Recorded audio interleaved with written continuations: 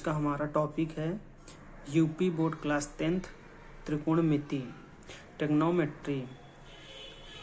Professor J F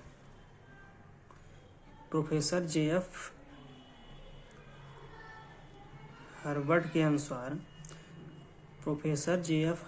अनुसार इन्होंने कहा कि त्रिकोणमिति मैथ की या गणित की वह शाखा है, त्रिकोणमिति गणित का वह भाग है जिसका स्थान गणित का अन्य चैप्टर या अन्य भाग जिसका स्थान आधा भी नहीं ले सकते। इन्होंने त्रिकोणमिति को इतना महत्वपूर्ण बताया। त्रिकोणमिति एक ग्रीक भाषा है। ट्रिग्नोमेट्री ग्रीक भाषा है। ग्रीक भाषा में ट्रिग्नोमेट्री को ट्री का मतलब होता है तीन, गौन का मतलब होता है भुजा, मेट्रॉन का मतलब होता है माप। अर्थात ट्रिग्नोमेट्री का मतलब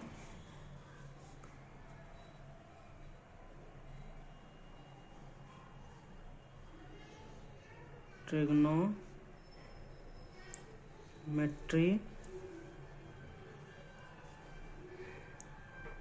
का मतलब होता है तीन भुजाओं की माप से। ट्रिग्नोमेट्री का अर्थ होता है तीन भुजाओं की माप से। त्रिभुज की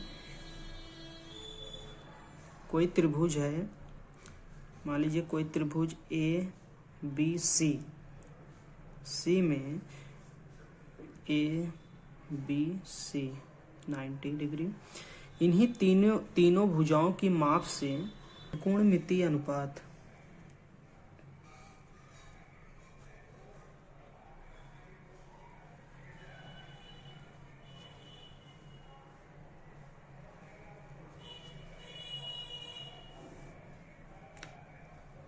त्रिकोणमितीय अनुपात का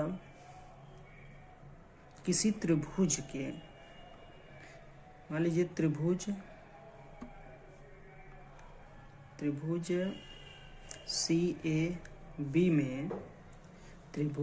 बी में कोण ए के सापेक्ष कोण ए एक न्यून कोण है। कोण ए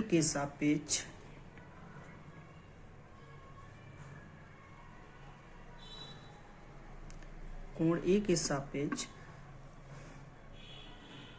सभी भुजाओं के बारे में जानते हैं। त्रिभुज है ए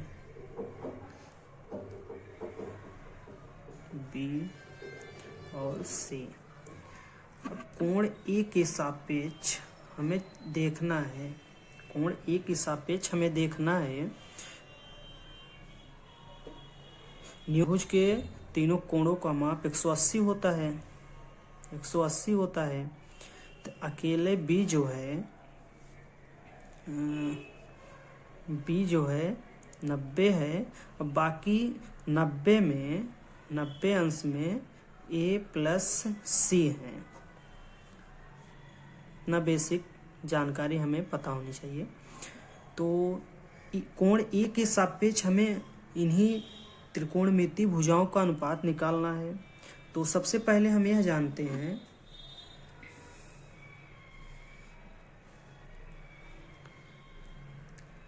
कोण ए के सापेक्ष भुजा बी सी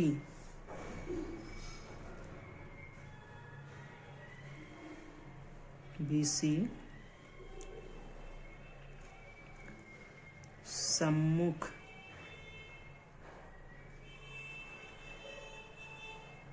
भुजा है। सम्मुख मतलब इससे सम्मुख मतलब इसके सामने की भुजा जो है लंब, इसके सामने की भुजा। कोण ए के सामने की भुजा जो है इसी भुजा को बी सी को हम लंब कहेंगे, इसी को हम सम्मुख भुजा कहते हैं। सम्मुख सामने वाली भुजा, सम्मुख भुजा, इसी को हम क्या कहते हैं? लंब। और कोण ए के सापेक्ष कोण ए के सापेक्ष संलग्न भुजा। संलग्न भुजा जो ए से मिली हुई है, जो कोण ए से मिली हुई भुजा ए बी है, संलग्न भुजा क्या है? A B. संलग्न भुजा जो है इसी को हम क्या कहते हैं? आधार। और जो कोण 90 डिग्री होता है, जो कोण 90 डिग्री, उसके जस्ट सामने वाली भुजा क्या होती है? कर्ण। ये क्या हुआ? संलग्न भुजा, इसी को हम आधार कहते हैं। और ये क्या हुआ? कर्ण।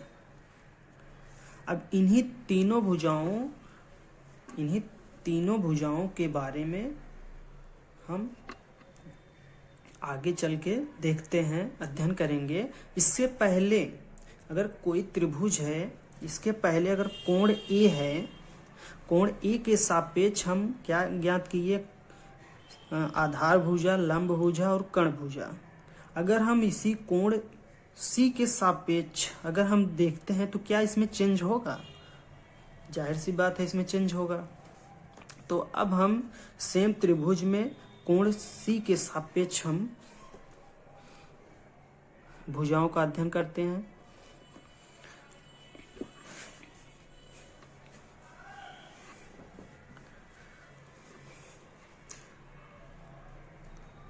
कोण सी के सापेक्ष, कोण सी के सापेक्ष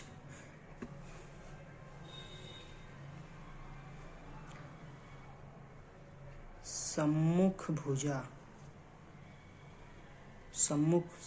कोण सी के सापेक्ष सम्मुख भुजा क्या होगी? सम्मुख भुजा मतलब सामने वाली भुजा। कोण के जस्ट सामने वाली भुजा क्या है? सी के सामने वाली भुजा क्या है? A B. और सम्मुख भुजा को आगे हम क्या देखें? सम्मुख भुजा को हम क्या कहते हैं? लंब। तो कोण सी के सापेक्ष सम्मुख भुजा यानी लंब ए बी क्या है? लंब।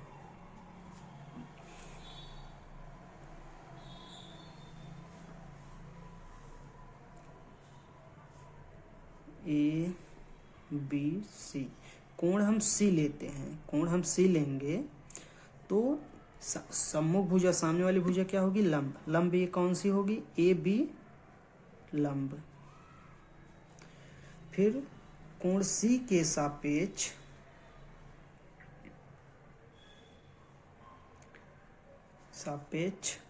संलग्न भुजा,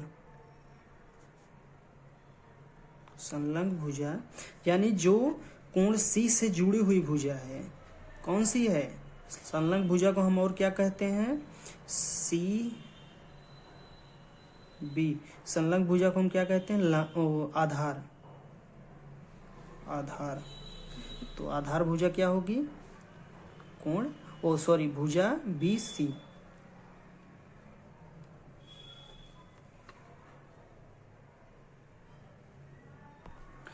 हम यह देखते हैं कि किसी भी त्रिभुज के न्यून कोण जो होते हैं उनके सापेक्ष, किसी भी न्यून कोण के त्रिभुज के सापेक्ष जो भुजा है वह बदल जाती है। जैसे कोण ए के सापेक्ष हमें आधार भुजा AB था और लंब भुजा जो था BC, और कोण C के सापेक्ष जो है आधार भुजा जो था वह लंब भुजा हो गई, लंब भुजा हो गई। AB क्या यहाँ आधार है, लेकिन AB यहाँ लंब हो गया। और BC जो है, BC यह लंब था, BC यह आधार हो गया। लेकिन कर्ण भुजा समान रहती है, न्यून कोण में कर्ण भुजा समान रहती है। सबसे बड़ी भुजा क्या होती है, कर्ण, यह भुजा समान रहती है।